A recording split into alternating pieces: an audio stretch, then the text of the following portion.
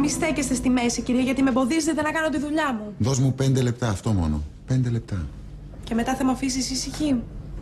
Να αφήσω την παραγγελία.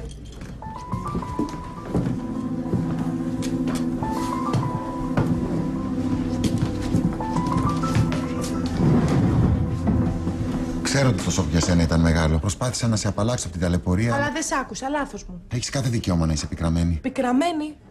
Έξαλλη είμαι. Με το ζόρι κρατιέμαι να μην σ' αρχίσω στις μάπες.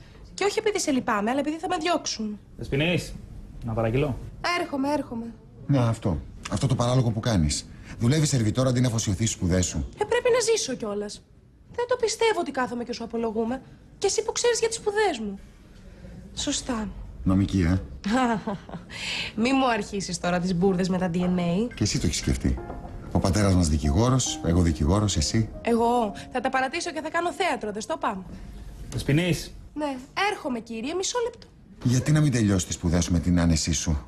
Δεν χρειάζεται να δουλεύεις. Το ποσό στο λογαριασμό σου είναι μεγάλο. Θα σου έλεγα τώρα που να τον βάλεις στο λογαριασμό. Όσο και να προσπαθείς να μου γίνεις αντιπαθής, δεν θα τα καταφέρεις. Χαίρομαι που είσαι αδερφή μου. Χαίρομαι που γνωριστήκαμε έστω και με τέτοιο τρόπο. Και τι θες να σου πω τώρα, ρε φίλε? Να σε φωνάζω αδερφούλη? Να τρώμε μαζί στις γιορτές και να ανταλλάζουμε δωράκια, αυτό θέλεις? Θα το ήθελα. Ειλικρινά. Δεσποινής, τι θα γίνει? Πολύ ανυπόμονος είστε, κύριε. Κοίτα, εμένα με έχουν μεγαλώσει σαν κακομαθημένη μοναχοκόρη. Και εμένα σαν κακομαθημένο μοναχόγιο. Είδες, 2 κακομαθημένοι μαζί πολλοί είναι. Δεν νομίζω ότι θα τα βρούμε, Κυριακικά, άδικα παιδεύεστε. Δεν θα υποχωρήσω έτσι εύκολα. Και έλεγα, από πού το έχω πάρει το ποίησμα, από τον πατέρα μου ή τη μητέρα μου? Ήρθες εσύ και μου έλυσες την απορία. Ένα καφέ μπορώ να παραγγείλω?